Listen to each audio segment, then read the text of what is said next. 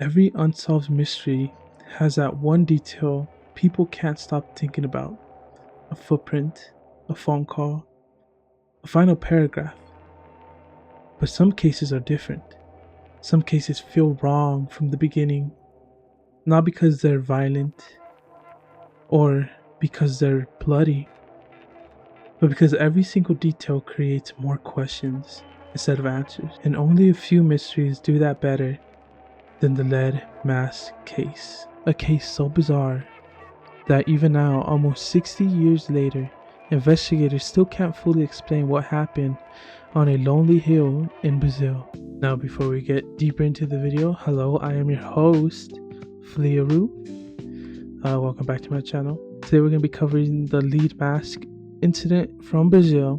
I just want to remind you guys to like and subscribe and follow me on Twitch. So if you want to see me play games and stuff, go ahead and follow me on Twitch. Alright, let's get into it. August 20th, 1966. The city of Niterói was hot and humid that afternoon. The city overlooked Guanabara Bay near Rio de Janeiro. But just outside the crowded streets stood a steep, isolated area known as Vietnam Hill. At first glance, the hill looked ordinary. Brush, trees, rocky trails. But locals already associated the area with strange stories long before the mystery began. People claimed unexplained lights appeared there at night. Some described glowing objects hovering silently over the hill. Others believed spiritual groups used the area for rituals involving communication with higher beings. Whether those stories were true or not, the hill already had a reputation. And on that afternoon in 1966, it became the center of one of Brazil's strangest unsolved cases. The mystery officially began when a teenage boy was flying a kite near the hill. From a distance, he noticed what looked like two men lying motionless on the grass. At first, it didn't seem alarming. Maybe hikers resting, but hours passed, they never moved. Police were eventually called to investigate, and the moment officers reached the bodies, they realized this wasn't a normal death scene. The two men were lying side by side on the slope of the hill. Both wore formal clothing beneath waterproof raincoats. Even stranger, both had a strange homemade mask covering their eyes. The masks were decorative. They were made from sheets of lead, thick enough to block the light, covered roughly to fit over the face like oversized sunglasses. There were no eye holes, no straps, just crude lead masks positioned directly over their eyes. The sight was disturbing, not because it was violent, not because it looked intentional, carefully planned. The bodies showed no signs of injury, no stab wounds, no gunshots, no bruising. There was no indication the men fought back against anyone, no evidence of robbery either.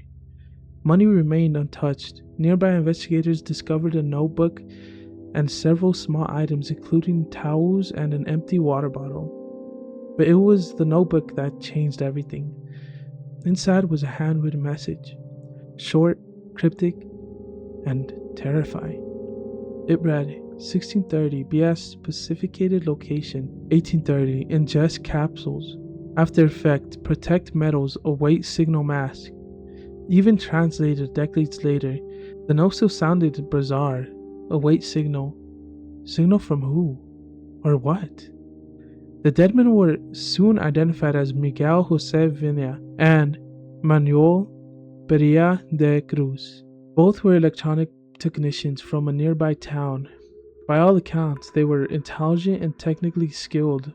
Friends described them as deeply interested in science, spirituality, and paranormal theories. And that combination would become incredibly important, because investigators soon learned that the men had become obsessed with spiritual communication experiments. Specifically, the idea that electronic frequencies or altered mental states could somehow allow contact with non-human entities. In the 1960s, spiritualism was extremely popular in parts of Brazil. Many groups experienced psychic communication and theories involving extraterrestrials. According to some reports, Miguel and Manuel believed certain frequencies from substances could help humans transcend normal consciousness. And the police uncovered the timeline leading up to their deaths. Earlier that day, the men told family members they were traveling to buy electronic equipment. Before leaving town, they withdrew a large amount of money. Witnesses later spotted them purchasing waterproof raincoats despite the weather being extremely hot. One witness at a nearby restaurant remembered the men clearly because they seemed nervous, distracted. One of them reportedly checked the time, while the other appeared tense. At some point, the witness reportedly overheard one of the men saying something about an appointment. But with who? Nobody knows. Then came the witness sightings. Several people claimed they saw strange orange lights above Vietnam Hill that evening. One witness described the object as glowing briefly while moving silently through the sky. Another claimed the light hovered before suddenly disappearing. Police never proved these reports, but because of the bizarre circumstances, the UFO theories expanded almost immediately. And honestly, I can see why. Two electronic experts climb a hill wearing metal masks after writing instructions about capsules and signals. The witness report glowing objects in the sky the same night. I know it sounds fictional, like something from a science fiction horror movie, but it really happened. And then the investigation got even worse, because despite the bizarre evidence, authorities never determined the actual cause of death. The autopsy found no obvious trauma, no lethal injections, no clear poisoning, which is even more bizarre. Unfortunately, Brazil's forensic capabilities at the time were limited, and by the time toxicology tests were attempted, decomposition had already progressed too far. Critical evidence was lost, meaning whatever capsules, investigators could never identify them. That single mistake may have permanently destroyed the answers to the entire mystery. Without a cause of death, theories spread everywhere. Some investigators believe the man accidentally overdosed during the spiritual experiment. Others thought they intentionally poisoned themselves, believing they would survive some kind of spiritual intuition. One theory suggested that they expected a blinding flash of light and wore the lead mask for protection. Another suggested that the masks were meant to shield radiation. Perhaps the stranger part of it all is the apparent calmness of the scene. Nothing suggested panic, nothing suggested fear. The men didn't appear to run, didn't appear restrained, didn't appear attacked. It almost looked like though they willingly laid down on the hill and waited. That detail unsettles people even today, because it creates a horrifying possibility. What if they believed something was actually going to happen that night? And what if they truly expected contact? And what if whatever they experienced killed them? Over time, the lead mask case became legendary in paranormal communities. Books, documentaries, internet forums. It was all over the place. People still debate the meaning of the note, line by line. Protect metals. Await signal. Mask. Even decades later, no explanation fully satisfies all the evidence. And that's why the mystery survives.